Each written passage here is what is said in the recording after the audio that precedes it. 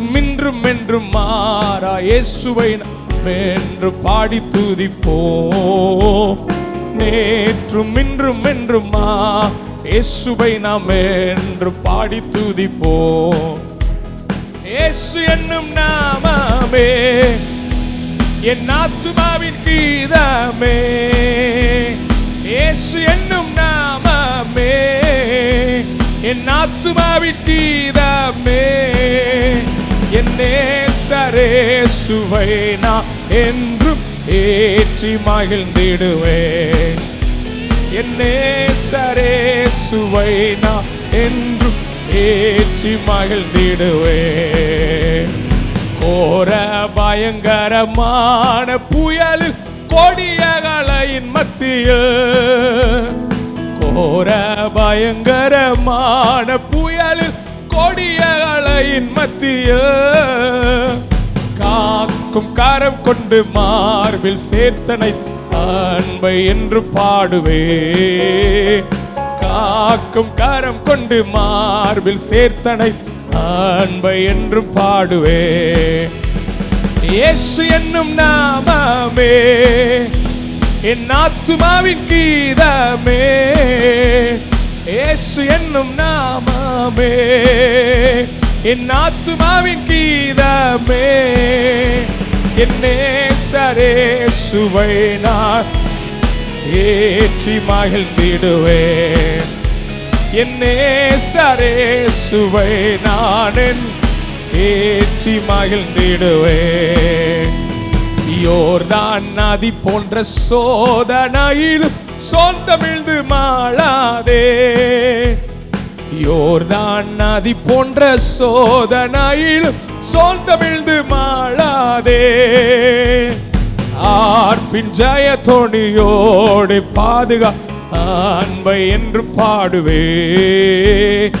ஆர்ப்பின் ஜெயத்தோணியோ பாதுகாத்த அன்பை என்றும். இயேசு என்னும் நாமமே என் ஆத்துமாவின் கீதமே. இயேசு என்னும் நாமமே என் ஆத்துமாவின் கீதமே. என் நேசரேசுவை நான் என்றும் ஏற்றி மகிழ்ந்திடுவேன். என் நேசரேசுவை நான் ஏற்றி மகிழ்ந்திடுவேன். தாய் தன் பாலகனையே மறப்பினும் நான் மறவேன் என்று சொன்னதா. தாய் தன் பாலகனையே மறப்பினும் நான் மறவேன் என்று சொன்னதா. தாழ்த்தி என்னை அவர் கை தந்து ஜீவ பாதை என்றும் ஓடுவே. தாழ்த்தி என்னை அவர் கை தந்து ஜீவப்பா என்றும் ஓடுவே. இயேசு என்னும் நாமமே என் ஆத்துமாவின் கீதமே. இயேசு என்னும் நாமமே என் ஆத்துமாவின் கீதமே. என் நேசரேசுவை நான். Thank you Lord. என் நேசரேசுவை நான் ஏற்றி மகிழ்ந்திடுவேன். பூமி அகிலமும் சாட்சியாகவே பொங்கல் என்ற கட்டளையதா. பூமி அகிலமும் சாட்சியாகவே பொங்கல் என்ற கட்டளையதா. ஆவி ஆத்துமாவும் தேகம் தந்து தொண்டு செய்குவே. ஆவி ஆத்துமாவும் தேயாவும் மீந்து தந்து தொண்டு செய்குவே. இயேசு என்னும் நாமமே என் ஆத்துமாவின் கீதமே. இயேசு என்னும் நாமமே என் ஆத்துமாவின் கீதமே. என் நேசரேசுவை நான். அவரை உயர்த்தி ராஜா. என் நேசரேசுவை நான் ஏற்றி மகிழ்ந்திடுவேன். போற்றி துதிப்போம் போற்றி துதிப்போம் எம் தேவனை புதிய இதயமுடனே போற்றி துதிப்போம் எம் தேவனை புதிய இதயமுடனே. நேற்றும் இன்றும் என்றும் மாறா இயேசுவை நாமே பாடி துதிப்போம். நேற்றும் இன்றும் என்றும் மாறா என்று பாடி துதிப்போம். இயேசு என்னும் நாமமே, இயேசு என்னும் நாமமே என் ஆத்துமாவின் கீதமே. இயேசு என்னும் நாமமே என் ஆத்துமாவின் கீதமே. என் நேசர் இயேசுவை நான் ஏற்றி மகிழ்ந்திடுவே. என் நேசர் இயேசுவை நான் ஏற்றி மகிழ்ந்திடுவே. நேற்றைய துயரமெல்லாம் இன்று மறைந்ததையா. நேற்றைய துயரமெல்லாம் இன்று மறைந்ததையா. நிம்மதி பிறந்ததையா, அது நிரந்தரமானதையா. ராஜா நிம்மதி பிறந்ததையா, அது நிரந்தர. நல்லா ரெண்டு கை தட்டி பாடுங்க. கோடி கோடி நன்றி டாடி, கோடி கோடி நன்றி டாடி, கோடி கோடி நன்றி. ஆமென். கோடி கோடி நன்றி டாடி, கோடி கோடி நன்றி டாடி, கோடி கோடி நன்றி டாடி. நன்றி பலி நன்றி பலி நல்லவாரே உமக்குத்தான். அதிகாலை ஆனந்தமே எனப்பாவும் திருப்பாதமே. அதிகாலை ஆனந்தமே எனப்பாவும் திருப்பா. கோடி கோடி நன்றி, கோடி கோடி நன்றி டாடி உமக்குத்தானையா ராஜா. கோடி கோடி நன்றி டாடி, கோடி கோடி நன்றி டாடி, கோடி கோடி நன்றி டாடி, கோடி கோடி நன்றி டாடி. நன்றி பலி நன்றி பலி நல்லவாரே உமக்குத்தான். அதிகாலை ஆனந்தமே எனப்பாவும். அதிகாலை ஆனந்தமே எனப்பாவும் திருப்பாதமே. எத்தனை நன்மைகள் எனக்கு செய்தி, எப்படி நன்றி சொல்வேன், நான் எப்படி நன்றி சொல்வேன். எல்லாரும் ஐயா எத்தனை நன்மைகள், எப்படி நன்றி சொல்வேன், நான் எப்படி நன்றி சொல்வேன். நன்றி ராஜா, நன்றி ராஜா, நன்றி ராஜா, நன்றி ராஜா, நன்றி ராஜா, நன்றி ராஜா, நன்றி ராஜா, நன்றி ராஜா. தாழ்மையில் இருந்தேன் தயவாய் நினைத்து தேவனே உம்மை துதிப்பே. தாழ்மையில் இருந்தேன் தேவனே, தேவனே உம்மை துதிப்பே. எத்தனை நன்மைகள் எனக்கு செய்தீர், எப்படி நன்றி சொல்வே, நான் எப்படி. அப்பாவை பார்த்து ஐயா எத்தனை நன்மைகள், எப்படி நன்றி சொல்வே, நான் எப்படி நன்றி சொல்வே. என் காரங்களை பிடித்து கண்மணி போல காலமெல்லாம் காத்தி, என் காரங்களை பிடித்து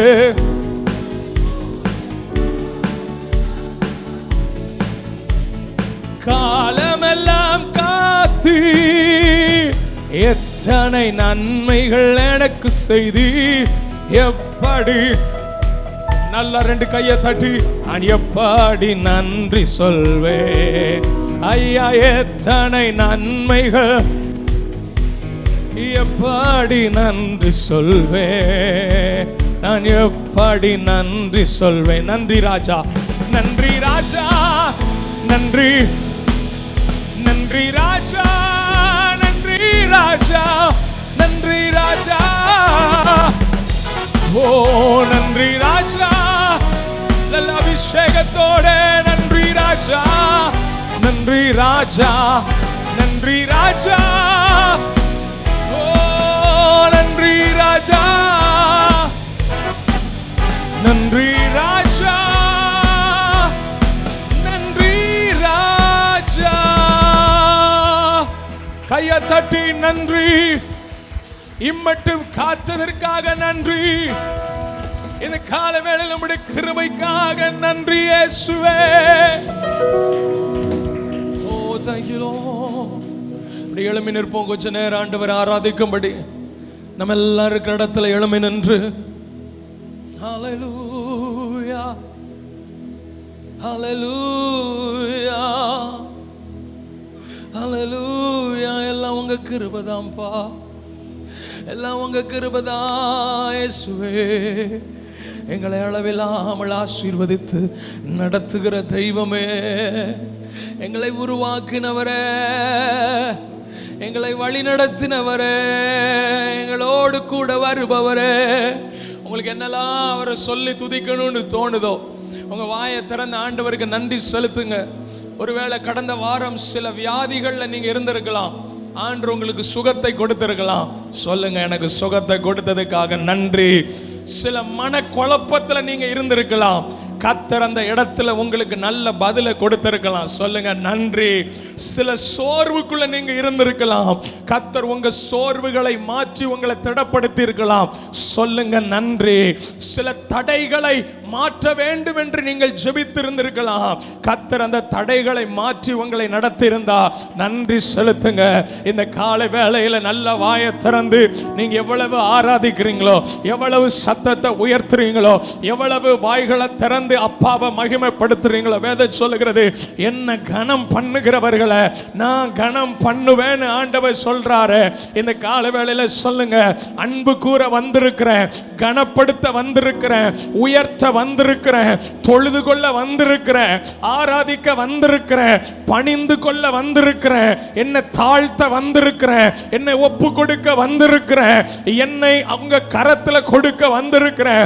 நீங்க எவ்வளவு நல்ல ஆண்டவர். நல்ல கையை தட்டியோ வாயை திறந்தோ அபிஷேகத்தில் நிரம்பியோ ஆமேன் கர்த்தர் என் துதியை அங்கீகரிக்கிறார் என்கிற விசுவாசம் உள்ளவங்க இருந்தா நல்ல வாய்களை திறந்து ஆமேன், நல்ல வாய்களை திறந்து காயினுடைய பலியை காட்டிலும் ஆபேலுடைய பலி விசேஷமாய் ஆமேன் தேவனுக்கு பிரியமாய் உகந்ததாய் மாற முடியுமானா இந்த கால வேளையில் சொல்லுங்க, என் ஆராதனை அவர் நிராகரிக்க கூடாது, என் துதி அவர் நிராகரிக்க கூடாது, என்னை அங்கீகரிக்கிற ஒரு ஆராதனை இந்த காலை வேளையில் நடக்கட்டும் என்ற விசுவாசம் உள்ளவங்க இருந்தா நல்ல வாயை திறந்து அந்நிய பாஷைகளை பேசி come on give him the praise. ஆண்டவருக்கு துதியை செலுத்தி என் தேவன் எனக்கு போதும், என் தேவன் எனக்கு போதும், என் தேவன் எனக்கு போதும், என் தேவன் எனக்கு போதும், என் ஆண்டவர் எனக்கு போதும்.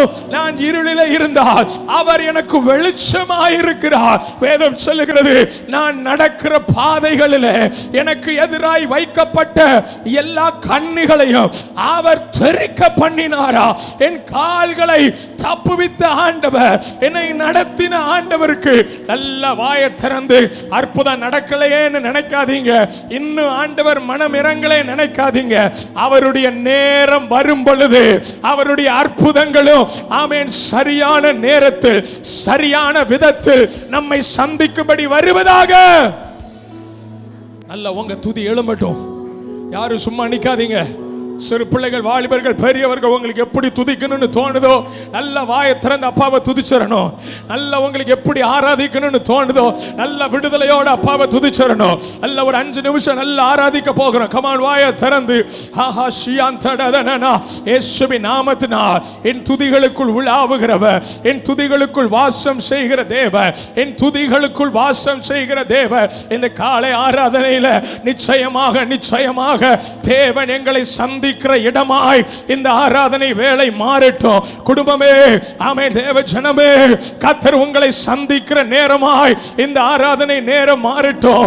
கர்த்தர் உங்களோடு பேசுகிற நேரமாய் இந்த ஆராதனை நேரம் மாறட்டும். கர்த்தர் உங்களோடு இடைபடுகிற நேரமாய் இந்த ஆராதனை நேரம் மாறட்டும். ஒருவர் கூட அமைதியா இருக்க கூடாது, ஒருவர் கூட அமைதியா இருக்க கூடாது, ஒருவர் கூட மௌனமா இருக்க கூடாது. கர்த்தரை பிரஸ்தாபப்படுத்துங்கள், கர்த்தரை துதியுங்கள், கர்த்தரை மகிமைப்படுத்துங்கள். தெய்வமேன்னு சொல்லுங்க, ஆண்டவரேன்னு சொல்லுங்க, என் தகப்பனேன்னு சொல்லுங்க. ஹல்லேலூயா. காட்டு மரங்களில் கிச்சிலி போ எந்த நேசர் அதோ நிற்கிறா. நாமம் ஊற்றுன்ற பரிமளமே இன்ப ரசத்திலும் அதிமதுரா. நாமம் ஊற்றுன்ற பரிமளமே இன்ப ரசத்திலும். சொல்லுங்க, இயேசுவே, இயேசுவே, ஆத்மநேசரே, சாரோனின் ரோஜாவும் லீலி புஷ்பமுமா. பாதி ஞாயிறங்களில் சிறந்தோ, பாதி ஞாயிறங்களில் சிறந்தோ. என்னேசரனுடையவரே, என்னேசர் என்னுடையவரே, அவர் மார்பினில் சாய்ந்திடுவேன். பாடுங்க, என் நேசர் என்னுடையவரே, அவர் மார்பினில். என்ன பார்த்து அவர் சொல்லுவாரு, மணவாளியே வா என்பாரே, நானும் செல்லுவேன் அந்நேரமே. சொல்லுங்க, மணவாளியே வா என்பாரே, நானும். சதத உயர்த்தி முழு சபையாய், இயேசுவே, இயேசுவே, ஆத்மநேசரே, சாரோனின் ரோஜாவும் லீலி புஷ்பமுமா. பதினாயிரங்கள் பாதினா. Yes Lord, mighty Jesus. பதினாயிரங்களில் இயேசுவே, சபை, இயேசுவே, ஆத்மநேசரே, சாரோனின் ரோஜாவும் லீலி புஷ்பமுமா. என் நேசர் சிறந்தவர். பதினாயிரம்.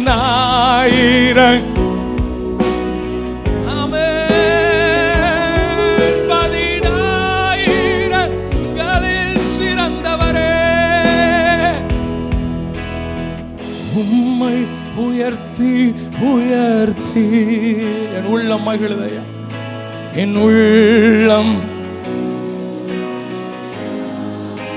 சபை நல்லா உம்மை, என் இதயம் துள்ளுதையா, என் இதயம். நல்லா இருக்கிறவங்க சதத உயர்த்தி அந்த ரெண்டு வார்த்தைய சொல்லுங்க, உம்மை உள்ள.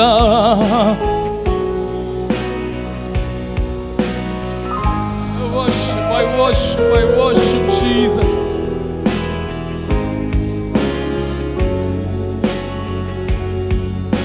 என் இதயம் துள்ளோ. நல்ல வாயை திறந்த ஆண்டவர் ஆராதிங்க. என் ஆண்டவர் ஆராதனைக்கு பாத்திரர். அவரை போல ரட்சகர் இல்லை, அவரை போல கண்மலை இல்லை, அவரை போல என்னை நேசிக்க விசாரிக்க ஒருவரும் இல்லை. என்னை காலவே நல்ல கையை தட்டி வாயை திறந்து அபிஷேகத்தோட என்னை விசாரிக்கிற தெய்வம், என்னை வாழ வைக்கிற தெய்வம். யாருமே என்னை கண்டு கொள்ளாமல் போக மாத்திரம் அவர் மாத்திரம் நின்றார். அவர் மாத்திரம் நல்ல கையை தட்டி, யாருமே மேல அக்கறை இல்லாம இருக்கும் பொழுது அவர் மாத்திரம் நல்ல கமோன் உழபகதன சதனா.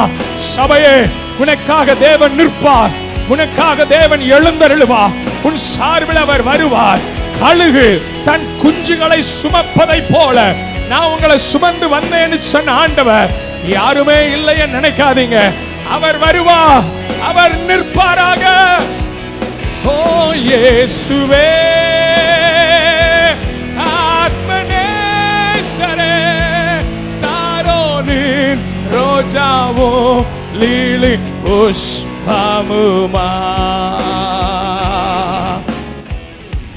10,000 Almighty Jesus, 10,000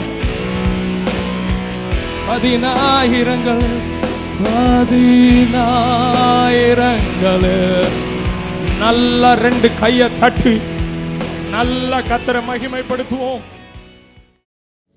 நான் ஒருபோதும் உன்னை கைவிடுவதில்லை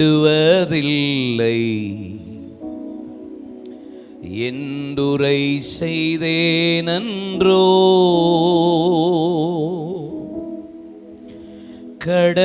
கடலாழத்திலும் அக்கினி சூளையிலும் என்னை காத்திடும் பலவானன்றோ.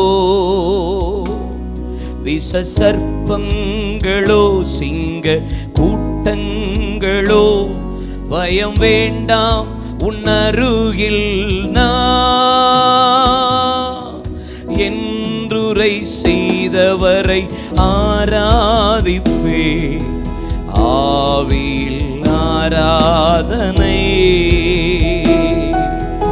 என்றுரை செய்தவரை ஆராதிப்பே, ஆவியில் ஆராதனை.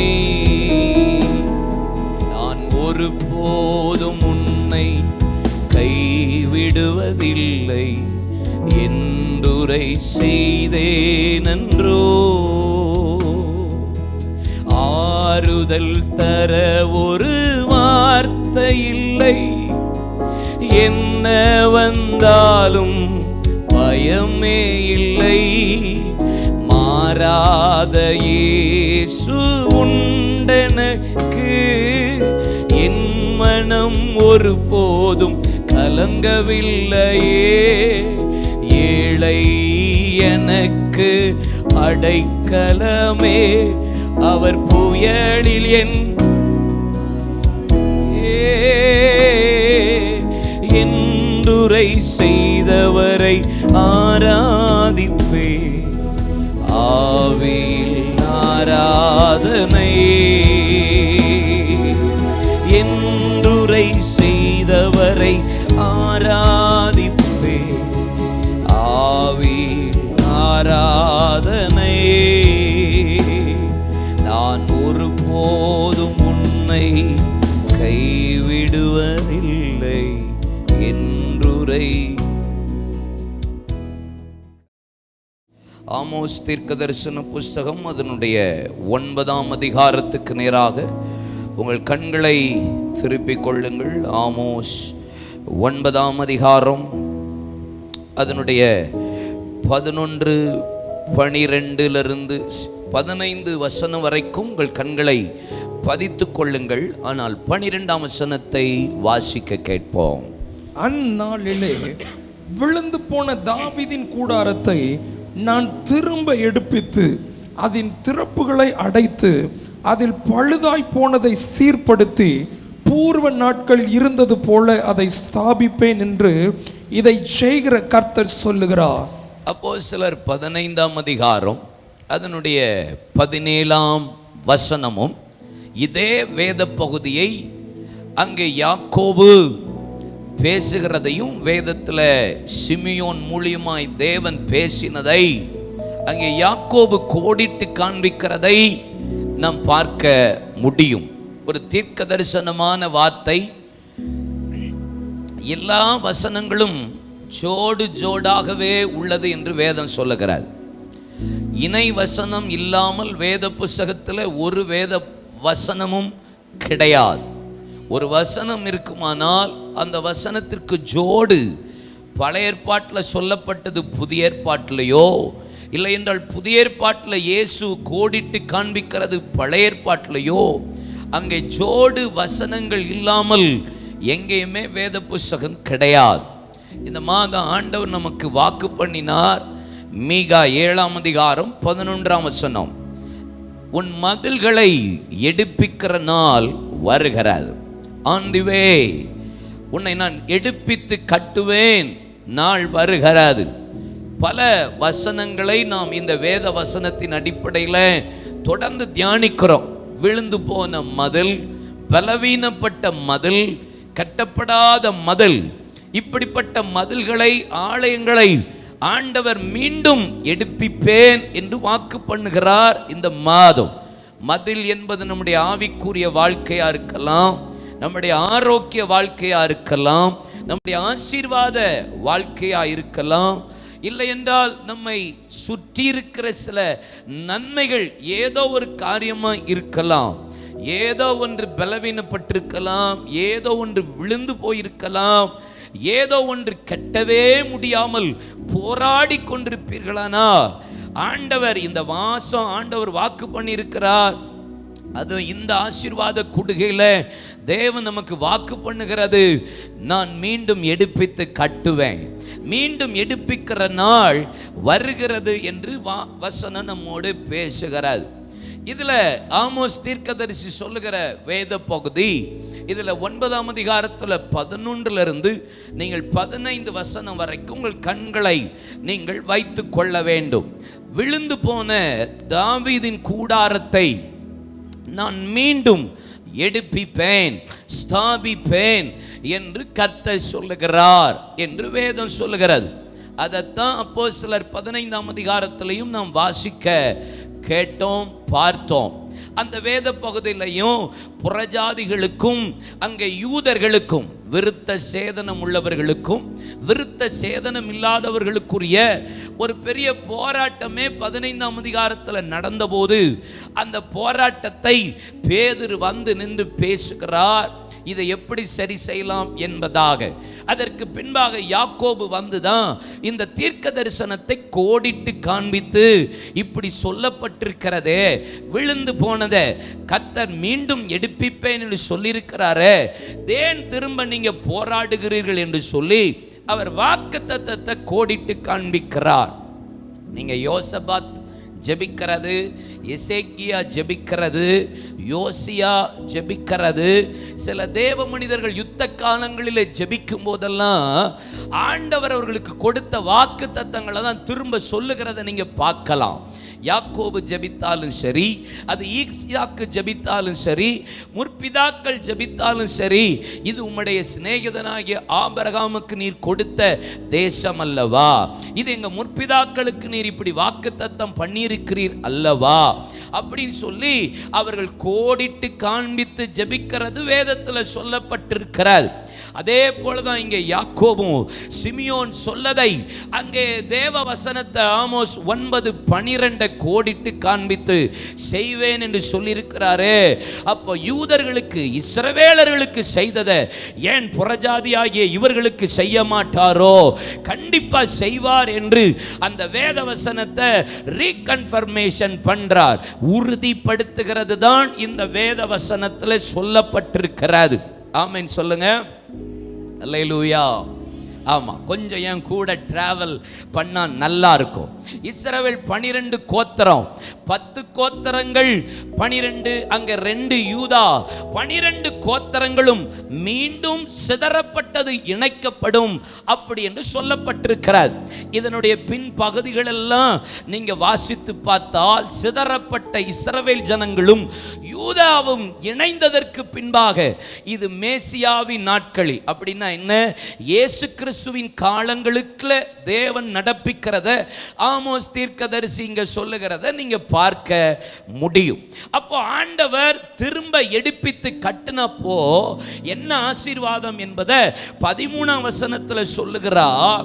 உழுகிறவனுடைய அறுக்கிறவர்களையும் திராட்சை பழங்களை ஆலையிடுகிறவன் விதைக்கிறவனையும் தொடர்ந்து பிடித்து பர்வதங்கள் திராட்சரசமாய் வடிகிறதும் மேடுகள் எல்லாம் கரைகிறதுமான நாட்கள் வரும் என்று கர்த்தர் சொல்லுகிறார். இந்த வசனம் கொஞ்சம் குழப்புற மாதிரி உங்களுக்கு இருக்கலாம். ஆனா சிம்பிளா ஒரு வேர்டுல சொல்றேன்.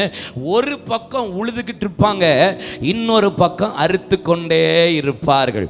தாவீதின் கூடாரம் மீண்டும் எழும்பித்து கட்டுகிற நாள் வரும்போது ஆண்டவர் உங்களுடைய காரியங்களை ஆண்டவர் கிரியை செய்ய தொடங்கும் போது ஆண்டவர் வசனம் சொல்லுகிறது ஆசீர்வாதம் என்ன தெரியுமா? ஒரு பக்கம் உழுவார்கள், இன்னொரு பக்கம் அறுப்பார்கள். அப்படின்னா என்ன தெரியுமா? பஞ்சமே இல்லாத ஒரு செழிப்பின் நாட்களை கர்த்தர் உங்கள் வாழ்க்கையில எடுப்பித்து கட்டுவார். ஒரு பக்கம் வேலை உழுகிறது நடந்தாலும் இன்னொரு பக்கம் கர்த்தர் அறுக்கிறதை செய்வார். இது ஆவிக்குரிய முறையில். இன்னொரு முறையில் நான் சொல்லுவேன், ஒரு பக்கம் வசனம் விதைக்கப்பட்டே இருந்தாலும் இன்னொரு பக்கம் ஆத்தும அறுவடை நடந்து கொண்டே இருக்கிற காலம்தான் தாவீதின் கூடாரத்தை தேவன் மீண்டும் எடுப்பிக்கிற நாள். அது not only spiritual, I am talking about இன்னைக்கு கர்த்தர் உங்களோடு பேசுகிறார். ஆவிக்குரிய முறையில் மாத்திரமல்ல, உங்களுடைய ஆசீர்வாதத்தில் எதெல்லாம் விழுந்ததோ அதெல்லாம் மீண்டும் எடுப்பிப்பா.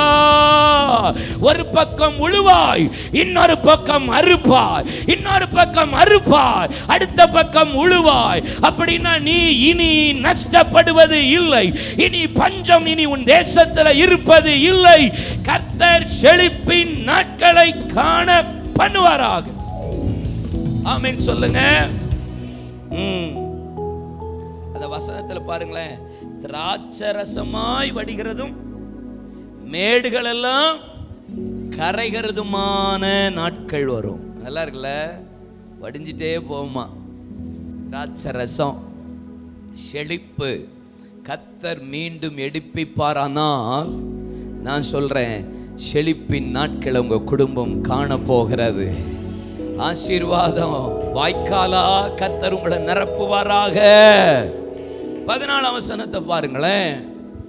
என் ஜனமாகிய இஸ்ரவேலின் சிறையிருப்பை திருப்புவேன், அவர்கள் பாலான நகரங்களை கட்டி அவைகளில் குடியிருந்து திராட்சை தோட்டங்களை நாட்டி அவளுடைய பழத்தை குடித்து தோட்டங்களை உண்டாக்கி அவைகளின் கனியை புசிப்பார்கள். பாருங்க, ஃபர்ஸ்ட் சொல்றது உங்க ஃபைனான்சியல் பிளெஸிங்கை சொல்றார். ரெண்டாவது சொல்றேன், நீங்க திருப்தியாய் புசிப்பீர்கள். ஆமென் சொல்லுங்க. எல்லாம் செழிப்பு தான். அல்லேலூயா சொல்லுங்க. ஆமா, நல்லா புசிப்பீர்கள், குடிப்பீர்கள், திருப்தியா கர்த்தர் உங்களை நடத்துவா. பக்கத்தில் பார்த்து சொல்லுங்க, நல்ல திருப்தியா கர்த்தர் உங்களை நடத்த போகிறார். ஆமென். அப்பம் குறைவுபட போகிறது இல்லை. ஆமென். அப்பம் குறைவுபட போகிறதில்லை. நீதிமான் அப்பத்துக்கு இறந்து திரிந்ததாய் நான் வேதத்தில் பார்க்கவில்லை. தேவனுடைய சந்ததி ஆண்டவர் மீண்டும் எடுப்பிப்பாரானால் உங்கள் கையின் பிரயாசத்தை செழிக்க பண்ணுறது மாத்திரல்ல, நீங்கள் திருப்தியாய் சாப்பிட்டு புசிப்பீர்கள். 15ஆம் வசனம் பாருங்க. அவர்கள் தேசத்தில் நாட்டுவேன், நான் அவர்களுக்கு கொடுத்த தேசத்திலிருந்து அவர்கள் இனி பிடுங்கப்படுவதில்லை என்று இனி உன் தேவனாகிய கர்த்தர் சொல்லுகிறார். தட் மீன் என்ன? ஒரு நேரம் இந்த தாவீதின் கூடாரம் விழுந்து போச்சு. பாபிலோன் கையில் ஒப்பு கொடுக்கப்பட்டார்கள், சிறையிருப்புக்கு போனாங்க.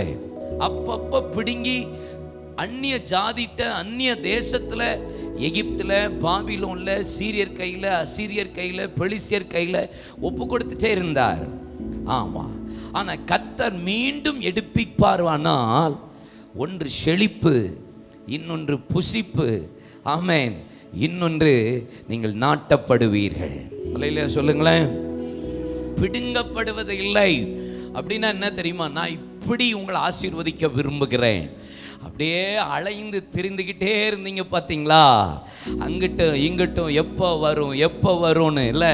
சில நேரம் சில ஆசீர்வாதம், சில ஆரோக்கியம், சுகம், விடுதலை இப்போ கிடச்சிருமா அப்போ கிடச்சிருமான்னு அலைஞ்சு திரிஞ்சு பிடிங்கப்பட்டு கிடந்த காலங்கள் முடிந்து இனி ஸ்டெடியாக ஸ்தாபிக்கப்பட்டு கர்த்தர் உங்களை அலைச்சலெல்லாம் அறிந்திருக்கிறவ ஒரே இடத்துல நிலையாய் உங்களை வைத்து ஆசீர்வதிப்பா. சத்துரினை கை போடுவதில்லை, பொல்லாதவன் கைக்கு கர்த்தர் ஒப்பு கொடுக்க போகிறது இல்லை. அந்நியர் கையில தேவன் உங்களை விட்டு கொடுக்கிறது இல்லை. இனி நீங்க பிடுங்கப்படுவது இல்லை. ஆமென். விட்டு கொடுக்கலையே, விட்டு கொடுக்கலையே, சாத்தான் கையிலும் மனுஷன் கையிலும். கேட்கல, விட்டு கொடுக்கலையே, விட்டு கொடுக்கலையே, சாத்தான் கையிலும் மனுஷன் கையிலும் விட்டு கொடுக்கலையே. கொஞ்சம் கூட நினைச்சு பார்க்கல, என்ன தேடி வந்தீங்க. இந்த மனுஷன் உதவல, நீங்க வந்து நின்னீங்க. கொஞ்சம் கூட நினைச்சு பார்க்கல, என்ன தேடி. இந்த மனுஷன் உதவல, நீங்க வந்து நின்னீங்க. விட்டு கொடுக்கலையே, விட்டு கொடுக்கலையே, சாத்தான் கையிலும் மனுஷன் கையிலும். கையை உயர்த்தி விட்டு கொடுக்கலையே, விட்டு கொடுக்கலையே, சாத்தான் கையிலும் மனுஷன் கையிலும். இனி நீங்க பிடுங்கப்படுவதில்லை. சொல்லுங்க, விட்டு கொடுக்கலையே, விட்டு கொடுக்கலையே, சாத்தான் கையிலும் மனுஷன் கையில் விட்டு கொடுக்கலையே. கொஞ்சம் கூட நினைச்சு பார்க்கல, என்ன தேடி வந்தீங்க. இந்த மனுஷன் உதவல, நீங்க வந்து நின்னீங்க. கொஞ்சம் கூட என்ன தேடி. இந்த மனுஷன் உதவல, நீங்க வந்து நின்னீங்க. விட்டு கொடுக்கலையே, விட்டு கொடுக்கலையே, சாத்தான் கையிலும் மனுஷன் கையிலும். சத்தமா விட்டு கொடுக்கலையே.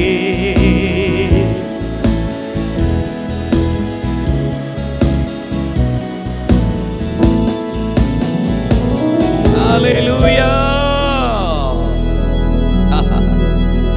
அவர் நல்ல அப்பா, இல்லை விட்டே கொடுக்க மாட்டார். இல்லை, மனுஷர்கள் நம்மளை விட்டு கொடுத்துருவார்கள், கர்த்தர் நம்மளை விட்டே கொடுக்க மாட்டார். அவர் நல்ல அப்பா. ஆமென் சொல்லுங்க.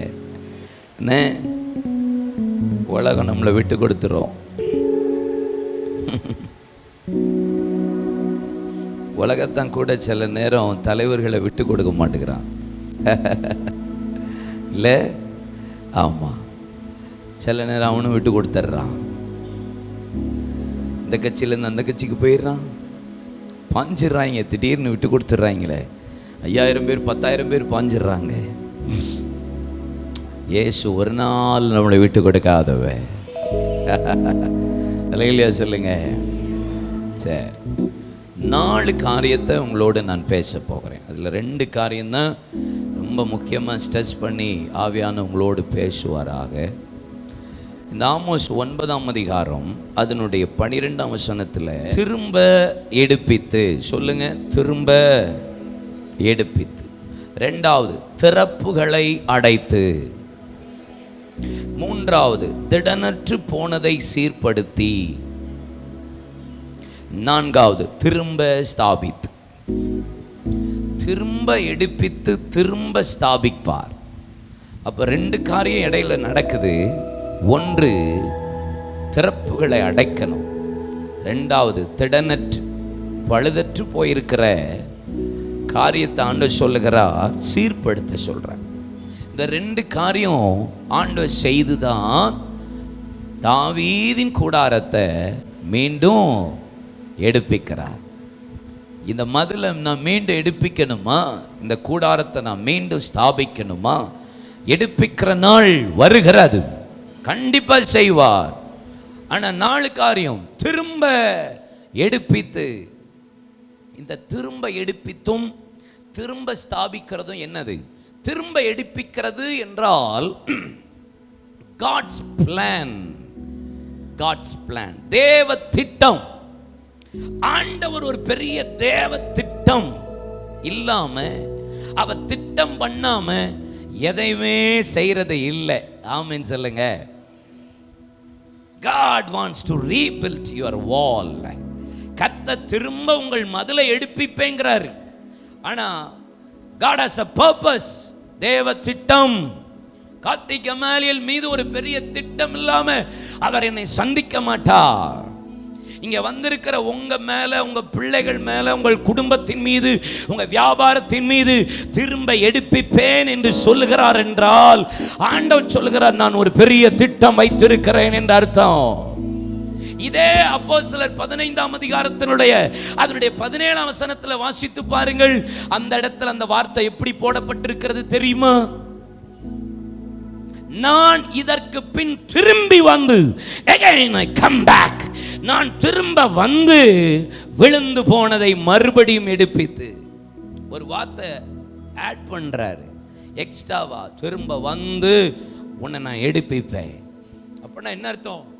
வர்றதுக்கு முன்னாடியே தீர்க்க தரிசனம் சொல்லப்பட்டிருக்குமானால் கர்த்தர் வருகிறதற்கு முன்பாகவே ஒரு பெரிய திட்டம், உங்க பிசினஸை வச்சு ஒரு பெரிய திட்டத்தை வச்சுட்டு தான் அவர் சொல்றார், நான் எடுப்பிக்கிற நாள் வரப்போகிறது, என் பிள்ளையை கொண்டு போய் நிறுத்துகிற ஸ்தானம் வரப்போகிறது. God has a purpose. My time has come. என் நேரம் வந்துட்டு. ஏன் அவர் சொல்லி இருக்கிறாரு? எனக்கு இன்னைக்கு சொன்னான்றதெல்லாம் முக்கியம் இல்ல. நான் ரட்சிக்கப்பட்ட போது கூட கர்த்தர் உங்களுக்கு வாக்குத்தத்தம் கொடுத்திருக்கலாம். அவர் சொல்லுவாரானால் நிச்சயம் வாக்குத்தத்தம் பொய்யுரையாது, நிறைவேற்றி முடிப்பேன் என்று சொன்னவர் திரும்ப வந்து எடுப்பிப்பார். சொன்னதுதான். பக்கத்துல பார்த்து சொல்லுங்க, சொன்னது. அவர் ஒரு தடவை தான் சொல்லுவார், ஒரே தடவை தான் சொல்லுவார். ஆமென். நம்ம அப்பா ஆமா வலன்னு பேசிட்டுலாம் இருக்க மாட்டார். சொல்லிட்டேன்லப்பா, சொன்னா முடிஞ்சு, போயிட்டே ரெடின்றுவாரு. அல்லேலூயா. ஆமா, குஷ்டரோகியை பார்த்து ஒரு வார்த்தை தான் சொன்னார், முடிஞ்சு. போய்கிட்டே ஆசாரியனுக்கு காட்டு, போற வழியே அற்புதம் நடக்கும். திட்டம் பண்ணியிருப்பாரானால், நான் சொல்றேன், உங்களுக்கு வாக்கு தத்தம் கொடுத்திருப்பாரானால், உங்களுக்கு திட்டத்தை கொடுத்து வைத்திருக்கிற உண்மையானால், நான் சொல்றேன், எடுப்பிக்கிற நாள் வருகிறது. நீங்கள் சோர்ந்து போகாதிருங்கள், பலவீனப்பட்டு போகாதிருங்கள், தளர்ந்து போகாதிருங்கள். விழுந்து விட்டதோ, சிதைந்து விட்டதோ, உடைந்து போனதோ, நஷ்டப்பட்டு விட்டதோ, டோன்ட் வரி அபவுட் எனிதிங். எத்தனை வருஷமாய் கர்த்தர் உங்களோடு வாக்கு தத்தமாய் பேசிக் கொண்டிருக்கிறார். எல்லாம் திட்டம் பண்ணப்பட்டது. Everything was prepared. அல்லேலூயா சொல்லுங்க. பொய் சொல்ல தேவன் மனிதன் அல்ல, மனமாற மனுபுத்திரனும் அல்ல. சொல்லி செய்யாதிருப்பாரோ, வசனித்தோம் நிறைவேற்றாதிருப்பாரோ, வாக்கு தத்தங்கள் எல்லாம் கிறிஸ்து இயேசுவுக்குள்ளாம் என்றும் ஆமென் இருக்கு. எனக்கு திட்டம் பண்ணிட்டார். ஏசாயா 46:11 அவரே திட்டம் பண்ணினார், அவரே எனக்கு நிறைவேற்றி முடிப்பார். சொன்னதை செய்யும் பொழுதும் கைவிடவே மாட்டான் எங்க அப்பா. ஒரு வார்த்தையின் உறுப்பு கூட கீழே விழாது. ஏன்னா எங்க அப்பா எனக்கு திட்டம் பண்ணி வச்சிருக்கிறார். அதை எந்த சத்துருவோ, எந்த போராட்டமோ, எந்த மனுஷனோ அதை தடை பண்ணவே முடியாது. திட்டம், வாக்கு தத்தம். ரெண்டாவது நான் சொல்றேன், திறப்புகளை அடைத்து. சொல்லுங்க, பக்கத்துல பா சொல்ல, திறப்புகளை கொஞ்சம் அடைக்கிறீங்களா? மீண்டும் கர்த்தர் எடுப்பிக்கணும்னா திறப்பை கொஞ்சம் அடைச்சி தான் ஆகணும். எல்லாம் ஓப்பனாக கிடக்கூடாது. கைத்தட்டுங்க பார்க்க. இப்போ தெரியும், கொஞ்சம் கொஞ்சமாக பேசுனா உங்களுக்கு புரியும். ரொம்ப காரியத்தை நம்ம திறந்து வைக்கக்கூடாது. ஆமென். அல்லேலூயா. பேசுவோம். ஆவியானவரை என்கிட்ட ரொம்ப ஆசையாக பேசினார் இன்னைக்கு. ஆமாம், அந்த வார்த்தைலாம் எனக்கு ரொம்ப இன்பமாக, எனக்கு ரொம்ப ஆசீர்வாதமாக இருந்தது. முதலாவது, இந்த திறப்பு திறந்திருக்கு, கதவு திறந்திருக்க கூடாது. கதவு யாருக்கு கதவை நம்ம அடைக்கணும், புரியுதா? யாருக்கு நம்ம திறப்புகளை திறக்கணும், யாருக்கு நம்ம கதவுகளை திறப்புகளை அடைக்கணும். மத்தேயு 25ஆம் அதிகாரம் இயேசு பரலோக ராஜ்யத்தை குறித்து பேசுகிறார். அப்போ பேசும்போது 5 புத்தியுள்ள கன்னிகைகளையும் 5 புத்தி இல்லாத கன்னிகளை குறித்து பேசுகிறார். ஆமென். அப்போ பேசும்போது சொல்றாரு, 10ஆம் வசனத்தை வாசிக்க கேட்போமா? அப்படியே அவர்கள் வாங்க போன போது, அப்படி அவர்கள் எண்ணெயை வாங்க போன போது, மணவாளன் வந்து விட்டார். ஆயத்தமா இருந்தவர்கள் அவரோட கூட கல்யாண வீட்டுக்குள் பிரவேசித்தார்கள். One more time, ஆயத்தமா இருந்தவர்கள் அவரோட கூட கல்யாண வீட்டுக்குள் பிரவேசித்தார்கள். கதவும் அடைக்கப்பட்டது. கதவு அடைக்கப்பட்டது, சிறப்பு அடைக்கப்பட்டது. ஆண்டவர் சொல்றாரு, தாவீது விழுந்து போன தாவீதின் கூடாரத்தை நான் மீண்டும் எடுப்பிக்கிற நாள் வருகிறது. கட்ட போறேன்பா. ஆனா நீங்க ஒன்னு சொல்லணும், உனக்கு நான் திட்டம் பண்ணி வைத்திருக்கிறேன், எடுப்பிக்க போறேன், ஆனா நீ திறப்புகளை அடைக்கணும். எதுக்கு? ஆண்டவர் அவர் நமக்கு முன்பாக ஒரு உதாரணத்தை சொல்றார் பரலோக ராஜ்யத்தை பத்தி. 10 கன்னிகைகள், 10 கன்னிகைகள் தான், 10 கன்னிகைகள் தான். 5 பேர் புத்தி உள்ளவர்கள், 5 பேர் புத்தி இல்லாதவர்கள். ஃபூலிஷ்னஸ், புத்தீனமாய் இருந்தவர்கள். சொல்லுங்க, புத்தீனமாய் இருந்தவங்க. இந்த புத்தீனமாய் இருந்தவங்க தீவெட்டியை மாத்திரம் தான் கொண்டு வந்தாங்க. புத்தியோடு இருந்தவர்கள் தீவெட்டியோடு எண்ணெயும் கொண்டு வந்தார்கள். 10 பேரும் தான் தூங்குனாங்க. 5 பேர் மட்டுமா தூங்குனாங்க? 10 பேரும் தான் தூக்கத்தில் கிடந்தாங்க. எல்லாரும் நித்திரை தான், ஒரே தூக்கம்தான். புத்தியோடு இருக்கிறவனும் தூங்குறான், புத்தி இல்லாதவனும் தூங்குறான். ஆனால் தூங்கிட்டு இருக்கும்போது திடீர்னு ஒரு சத்தம் வருது, மணவாளன் வருகிறா. உடனே புத்தி உள்ளவர்கள் தீவெட்டியை பிடிச்சிட்டு எண்ணெய் கொண்டு வந்திருந்தனால எண்ணெயை பிடிச்சிட்டு ஆயத்தப்படுத்தினார்கள். ஆனால் வேதம் சொல்லுகிறது, புத்தி இல்லாதவர்களுக்கு எண்ணெய் இல்லாததுனால அவர்கள் கேட்கிறார்கள், புத்தி உள்ளவர்கிட்ட கொஞ்சம் உங்களை எண்ணெய் எங்களுக்கு தாங்க, எங்களுக்கு இது போதாது, நீங்கள் கொள்ளுகிற இடத்துல விற்கிற இடத்துல போய் வாங்குங்கன்னு சொல்லி அனுப்பி விடுறாங்க. ஐயோ அணைஞ்சு போதேன்னு சொல்கிறாங்க. அதுக்கெல்லாம் ஒன்றும் செய்ய முடியாது, எங்களுக்கு இது போதும், எங்களுக்கு எனாஃபா இருக்கு, உங்களுக்கு பத்தாது, நீங்க போங்கன்னு சொல்லி அனுப்பி விடுகிறார்கள். போயிட்டு திரும்பி வர்றதுக்குள்ள கல்யாண வீட்டிற்குள் எல்லாரும் புத்தி உள்ள 5 பேர் பிரவேசித்தார்கள். புத்தி இல்லாதவர்கள், புத்தீனமாய் இருந்தவர்கள், முட்டாளாய் இருந்தவர்கள், அவர்கள் வரும் முன்னாக கதவு. அப்ப யாருக்கு ஆண்டவர் கதவு அடைக்கிறார்? அப்ப நீங்களும் நானும் யாருக்கு கதவு அடைக்கணும்? நல்ல முட்டாளுக்கு. சொல்லுங்க, புத்தீனமாய் இருக்கிறவர்களுக்கு கதவை திறக்காதே. எப்ப அவன் அபிஷேகம் பெற்றிருக்கான், தீவெட்டியெல்லாம் இருக்கு, ஓகே பிரச்சனை இல்லை. எப்ப அவன் ஜெபம்லாம் பண்றான், நோ ப்ராப்ளம், பிரச்சனை இல்லை. அவன் கண்ணி பரிசுத்தம், ஓகே, நோ பிரச்சனை இல்லை, நோ ப்ராப்ளம். எல்லாரும் ஆயத்தத்தோட தான் வந்தாங்க, ஒன்றும் பிரச்சனை இல்லை. நான் ஜெபம் பண்றேன், ஓகே. அந்த அக்கா கூட அபிஷேகம் பெற்ற அக்கா தான், அவங்க கூட தான் நான் ஜெபம் பண்றேன், ஓகே, கேரி ஆன். அந்த அக்கா அந்நிய பாஷை பேசுறாங்க, ஓகே, யூ கேரி ஆன். அந்த அக்காவும் தடபடான்னு காலையில் எழுந்து ஜெபம் பண்றாங்க, ஓகே, யூ கேரி ஆன். எல்லாம் சேர்ந்து தான் இருக்கீங்க. ஆனா அங்க ஒரு கேட்ட கர்த்தர் போடுறாரு ஒரு குரூப்புக்கு, நீங்க எல்லாரோடும் இருக்கிறது நலம், எல்லாரோடு இணைந்து ஜெபிக்கிறது நலம், ஆனால் யாருக்கு கதவு அடைக்கணும்? அப்ப இந்த புத்தீனமானவர்கள் யார்? அப்ப நீங்க யார் கூட ஜெபிக்க கூடாது, யார் கூட டிராவல் பண்ணக்கூடாது, யார் கூட நீங்க போக கூடாது. அப்படிப்பட்டவர்களோட போனா உங்க மதலை எடுப்பிக்க முடியாது. அப்ப உங்க திறப்புகளை இன்னைக்கு அடைச்சோம். சரி, வேதத்தில் ஒரு தேவ மனிதன் 2 ராஜாக்களின் புஸ்தகம் 20ஆம் அதிகாரத்தில் வாசித்தா, எசேக்கியா வியாதிப்படுறான், சுவர்புறமாக உட்கார்ந்து ஜெபிக்கிறான். கர்த்தர் ஜெபத்தை கேட்டு விண்ணப்பத்தை கேட்டு கண்ணீரை கண்டு 15 வருஷம் கூட்டி கொடுக்குறாரு. ஒரே ஹாப்பி ஆயிட்டான் அந்த ஆளு. ஆமாம், விடுதலை கொடுத்து ஆசீர்வாதத்தை பெற்ற உடனேயே இந்த ஆள் விடுதலை பெற்றான்னு சொல்லி ஒரு புறஜாதியான ராஜா வந்து லெட்டர் அனுப்பி விடுறான். லெட்டர் அனுப்பி விட்டு ஹாப்பி உங்கள் சுகத்துக்காகன்னு சொல்லி சில பொக்கிஷங்களை கிஃப்டை கொடுத்து விடுறான். கிஃப்ட் எல்லாம் கொடுத்து முடிச்சதுக்கு அப்புறம் எசேக்கியா என்ன செஞ்சான்னு போட்டிருக்கு. 13ஆம் வசனம் வாசிக்க கேட்போம்.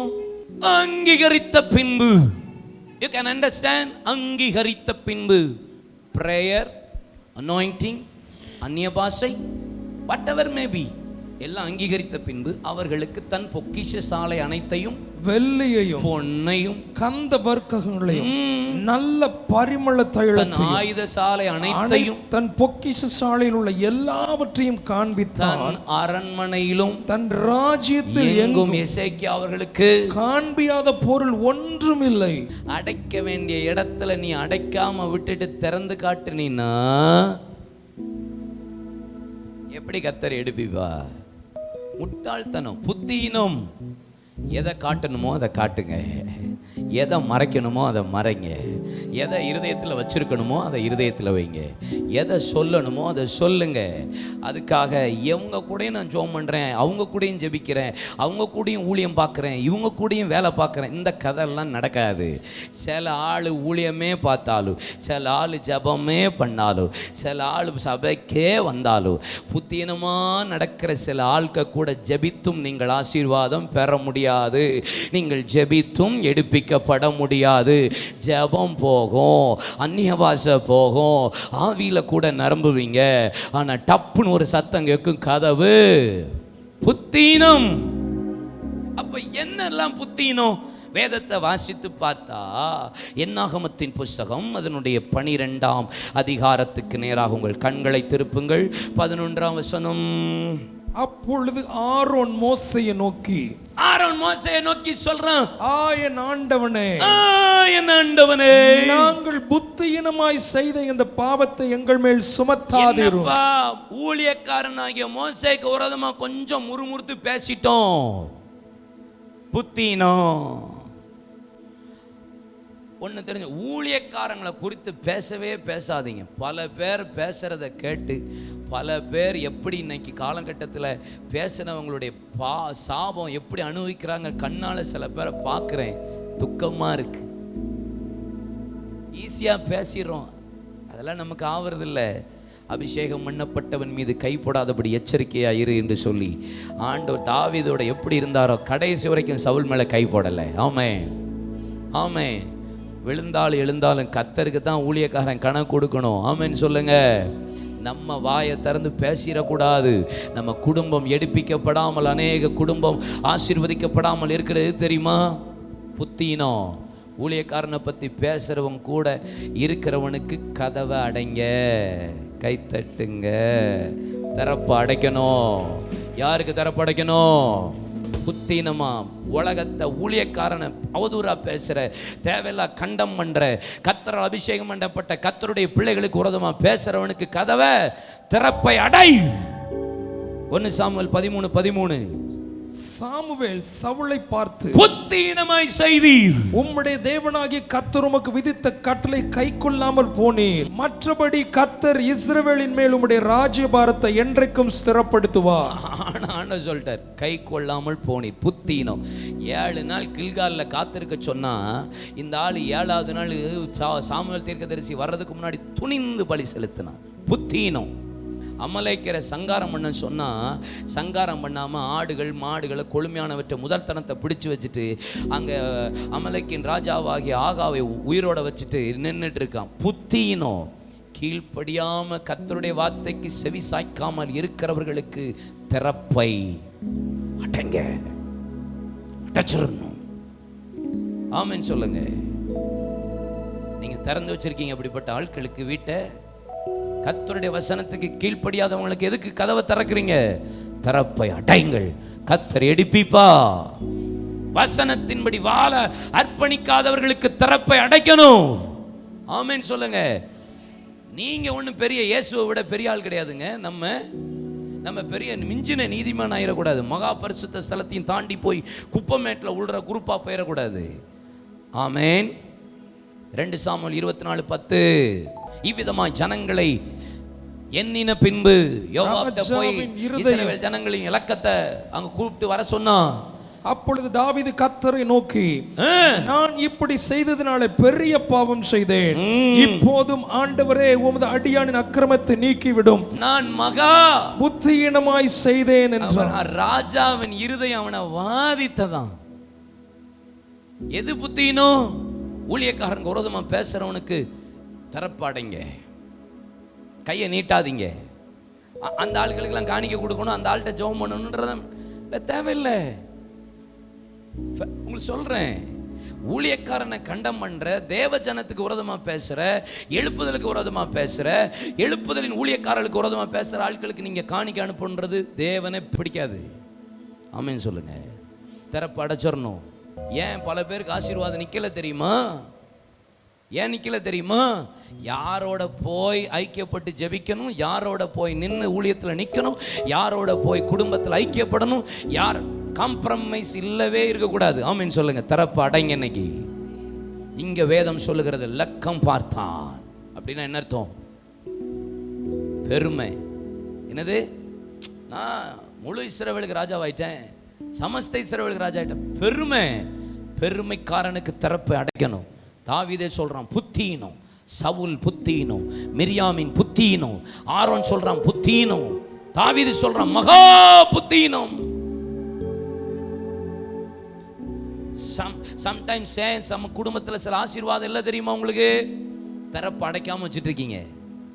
வாங்க உள்ள வாங்க, வெளியே போங்க, வாங்க அப்பப்போ என்ட்ரி கொடுங்க, அப்பப்போ வெளியே போங்க.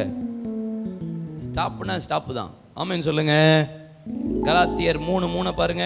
ஆவியில் ஆரம்பிச்ச நீங்க இப்ப மாம்சத்துல முடிவு பெறுகிறீர்களோ, நீங்கள் இத்தனை புத்தியினரா? யாருக்கு திறப்படைக்கணுமா? மாம்சம். மாம்சத்துல யோசிக்கிற, மாம்சத்துல வேலை செய்கிற, மாம்சத்துல கிரியை செய்கிற, மாம்சத்துல பேசுற, மாம்சத்துல கிரியை முடிவெடுக்கிற, வியாபாரத்துல, வேலையில, குடும்ப வாழ்க்கையில, உங்களுடைய வியாபார வாழ்க்கையில, உங்க பிள்ளைகள் வாழ்க்கையில மாம்சத்துல முடிவெடுக்கீங்களா? திறப்பு அடைச்சிடணும். ஆமீன் சொல்லுங்க. நீதிமொழிகள் 14:29 பாருங்க. நீடிய சாந்தமுள்ள மகா புத்திமான் முற்கோபியோ புத்தியினத்தை விளங்க பண்ணுவான். கோபம் முற்கோபி. சில ஆளுக்கு கோபமே முன் கோபம் வாங்கல. இயேசு ஏத்துக்கிட்ட பிறகு முன் கோபமா பின் கோபமா? அது பெடதில் அடிச்சிருவார் கர்த்தர். இல்லையா சொல்லுங்க. முன் கோபம் வருது, அடி வாங்குறதுக்கு ஆரம்பிச்சுன்னு அர்த்தம். எனக்கு கோபத்தை அடக்க முடியல. யாராவது இருக்கீங்களா இங்க? கோபத்தை கண்ட்ரோல் பண்ண முடியல சொல்லிட்டேன், புத்தியினும் இருக்குன்னு அர்த்தம். இல்லையா சொல்லுங்க. இன்னைக்கு ஆண்டட்ட ஒப்பு கொடுத்து, ஆண்டவர் இந்த கோபத்தை எடுத்து போட்டுருங்கன்னு புலம்பி மாம்சத்தை பரிசுத்த ஆவியின் அக்கினியினால் சுட்டரித்து சாம்பலாக்கிடணும். புத்தியினும் திறப்பு அடைச்சிடணும். கோபக்காரனுக்கு திறப்பு அடைச்சிருங்க. அல்லேலூயா சொல்லுங்க. திறப்புகளை அடையுங்கள். 2வது நான் சொல்லுகிறேன், திடனற்று போனதை சீர்படுத்துங்கள். அப்படின்னா பழுதாய் போயிருக்கு பார்த்தீங்களா, அதை கர்த்தர் சீர்படுத்த சொல்றார். சில வசனங்களை வாசிப்போமா? வாசிப்போம். பிரசங்கி 7:3. நகைப்பை பார்க்கலும் துக்கிப்பு நலம், முக துக்கத்தினால இருதயம் சீர்படும். உங்க இருதயத்தை கர்த்தர் சீர்படுத்த விரும்புகிறார். எப்போ இருதயம் சீர்படும்? இருதயம் மகா கேடுள்ளதும் திருக்குள்ளதுமா இருக்கிறது. ஆமா, நல்லா ஓப்பனா இருதயத்தை வச்சுட்டு யார் வேணாலும் வாங்க, யார் வேணாலும் போங்கன்னு சொல்லக்கூடாது. இந்த இருதயம் ஏசப்பாவுக்கு மட்டும்தான். ஆமேன் சொல்லுங்க. ஆமேன். அல்லேலூயா. அதுல சொல்றார் முக துக்கத்தினால இருதயம் என்ன பாடுமா? ஆமா, சில பாடுகள், சில சிச்சைகள், சில உபத்திரவங்கள் தான் நம்மளை சீர்படுத்தும். எத்தனை பேர் ஆமேன்னு சொல்றீங்க? நம்மளை எது சீர்படுத்தும் தெரியுமா? கர்த்தர் தளர்ந்து போனதை, திடனற்று போனதை, பாழாய் போனதை சீர்படுத்த சொல்றாரு. அது எப்ப சீர்படும் தெரியுமா? பாடுகள், உபத்திரவங்கள், முக துக்கங்கள். அப்படி எப்போ துக்கம் வரும் முகத்துக்கு? பாடு வந்தா தானே பிரச்சனை வந்தது. போராட்டம் நெருக்க முன்னும் பின்னும் கத்த நெருக்கினா தானே மூஞ்சி என்ன ஒரு மாதிரி இருக்கு இந்த அக்கா. இல்லை பிரதர், அப்புறம் தான் உங்கள் முகம் துக்கம். அப்போ இந்த துக்கம் வந்துட்டாலே உங்கள் இருதயம் என்ன ஆகுது?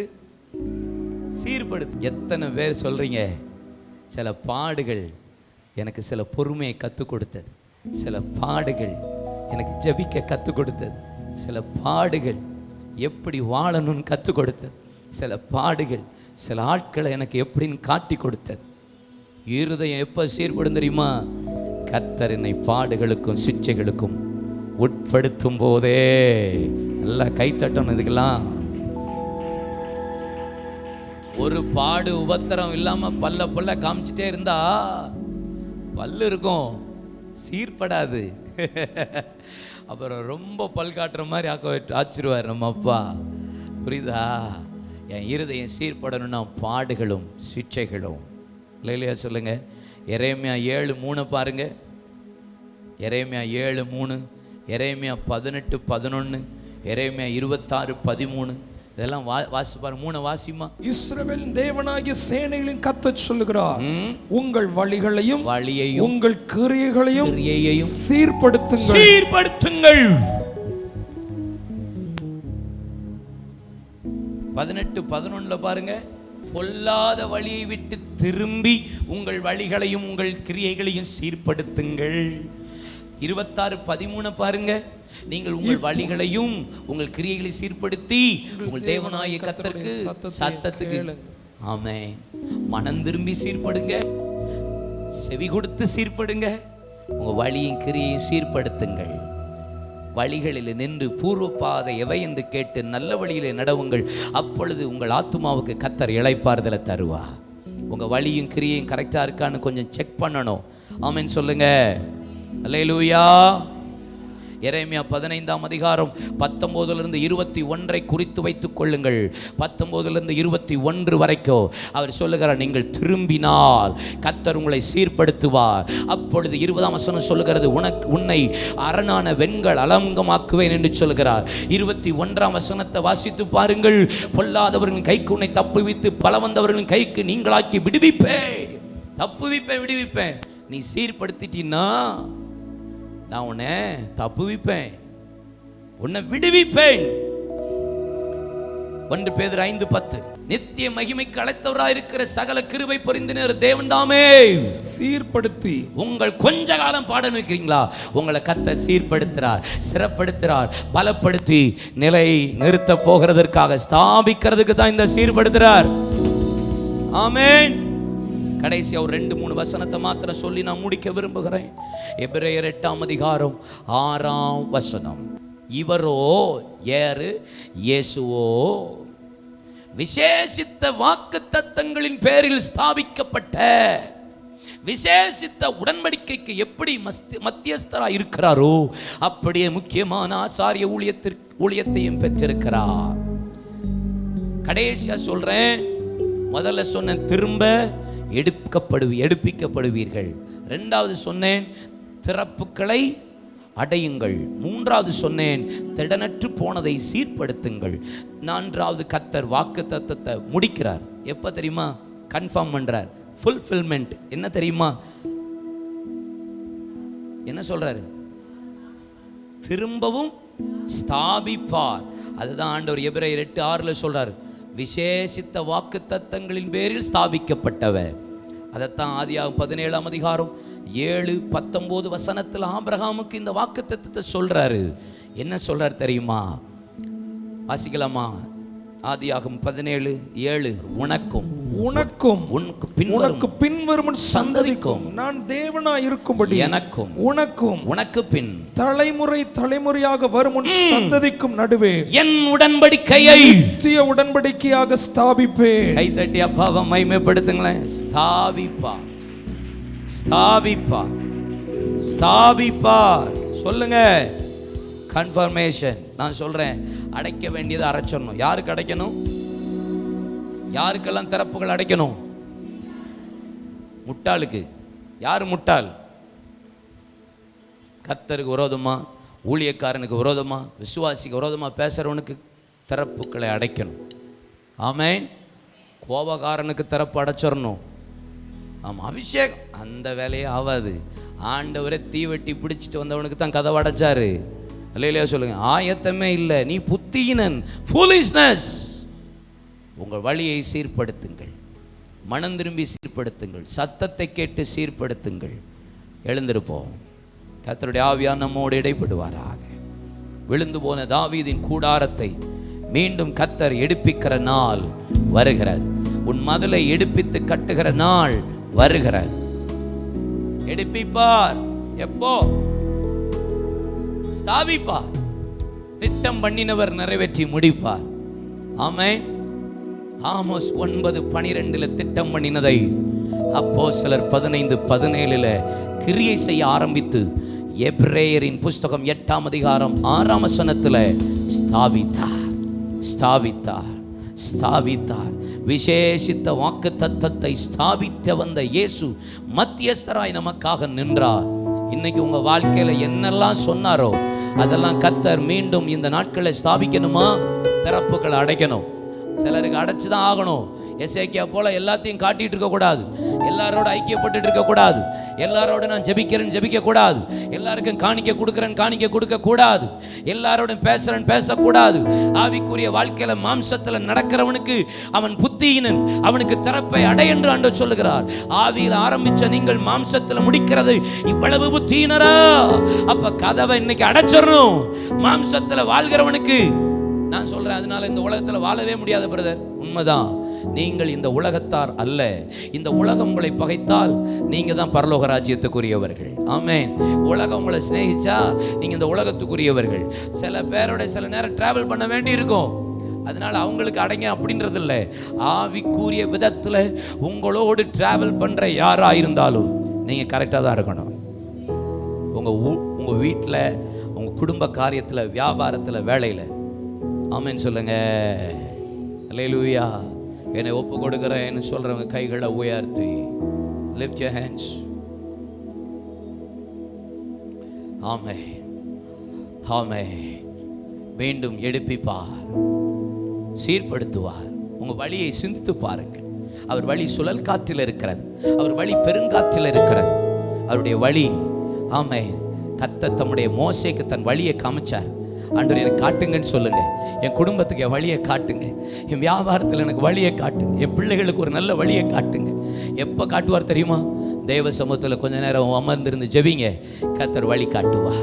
மோசே அமர்ந்திருந்தான், அதான் கர்த்தர் வழி காட்டினா. 40 நாள் இரவு பகல் ஜெபித்து புலம்பி உபவாசித்து புசியாமல் குடியாமல் காத்திருந்தான். கர்த்தர் வழி காட்டினார். நீங்க ஜெபிக்கிறீங்களா? கர்த்தர் சீர்படுத்துங்க உங்க வழியை, உங்க கிரியைகளை சீர்படுத்துங்க. மனம் திரும்பி சத்தத்துக்கு செவி கொடுத்து சீர்படுத்து. அவசரப்பட்டுறாதீங்க. தேவ சமூகத்துல காத்திருந்த நோப்பு கொடு. விட்டு கொடுக்கலையே சாத்தான் கையிலும் மனுஷன் கையில் விட்டு கொடுக்கலையே. கொஞ்சம் கூட நினைச்சு பார்க்கல என்ன தேடி வந்தீங்க. இந்த மனுஷ உதவல நீங்க வந்து நின்னீங்க. கொஞ்சம் கூட நினைச்சு பார்க்கல என்ன தேடி வந்தீங்க. இந்த மனுஷ உதவல நீங்க வந்து நின்னீங்க. விட்டு கொடுக்கலையே சாத்தான் கையிலும் மனுஷன் கையிலும் விட்டு கொடுக்கலையே. சொல்லுங்க, விட்டு கொடுக்கலையே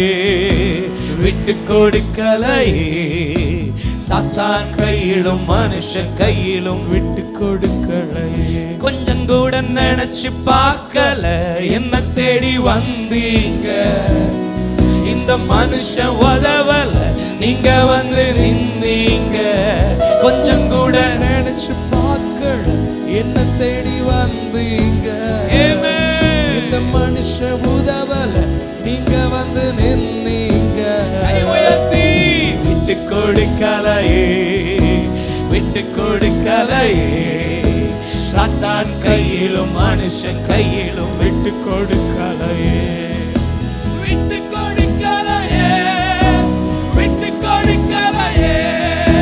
சாத்தான் கையிலும் மனுஷன் கையிலும் விட்டு கொடுக்கலையே.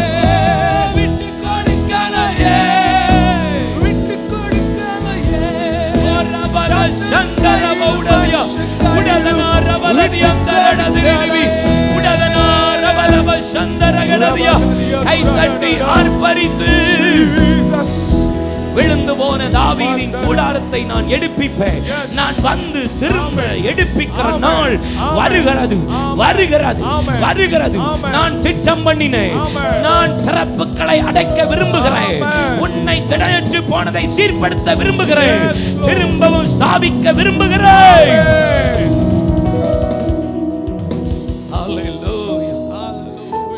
ஒரு பக்கம் அறுவடை, இன்னொரு பக்கம் விதைப்பு, இன்னொரு பக்கம் விதைப்பு, இன்னொரு பக்கம் ஒரு அறுவடை. இனி உங்க வாழ்க்கையில செழிப்பு, திராட்சரசம் வழிந்து ஓட போகிறது. ஆவிக்குரிய நன்மையினாலே கர்த்தர் நிரப்புவார். சிறையிருப்பிலே கர்த்தர் திருப்புவார். இனி நீ பிடுங்கப்படுவதில்லை, நீ அலைந்து திரிவதில்லை, சத்துரு கையில ஒப்பு கொடுக்கப்படுவதில்லை. இனி நான் எல்லாத்துக்கும் திறந்து வைக்க போறதில்லை. அடைக்க வேண்டிய இடத்துல க்ளோஸ் பண்ண ஆவியான சிலரோடு பேசுறேன். சில காரியத்தை இன்னைக்கு நான் க்ளோஸ் பண்றேன். ஒப்பு கொடுங்க. ரபாலா சந்துரா பௌடதி அந்தனா மமலஹடதி அந்தரடதி நினி ரிக்கந்துனாடதனா. ஏன் விழுந்தது? ஏன் உன் மதில் விழுந்தது? ஏன் பிரதர் உங்க மதில் விழுந்தது? ஏன் உங்க பிரதர் சிஸ்டர் மதில் விழுந்தது? சிலருக்கு எல்லாத்துக்கும் திறந்துட்டீங்களா? எசேக்கியா போல இன்னைக்கு அடைக்க விரும்புகிறேன்.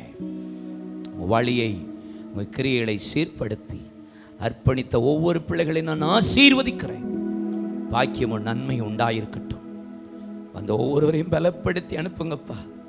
நீங்கள் சொன்னது தான், திட்டம் பண்ணினதுதான். நீங்களே எடுப்பிக்க போகிறேன். உடைய பிள்ளைகள் கம்பீரமாய் உயர்ந்து நிற்க போகிறதற்காக நன்றி. உயர்ந்து நிற்க போகிறதற்காய் நன்றி. உன் மதிலை உச்சிதமான கற்களாக்குவே. உன் மதிலையிலே ஜாமக்காரர்களை நிறுத்துவே. உன் மதில் எனக்கு முன்பாக எப்போதும் இருக்கிறது. அது அசைக்கப்படுவதே இல்லை. இயேசுவின் நாமத்தில் ஜெபிக்கிறோம் எங்கள் நல்லருமை பிதாவே.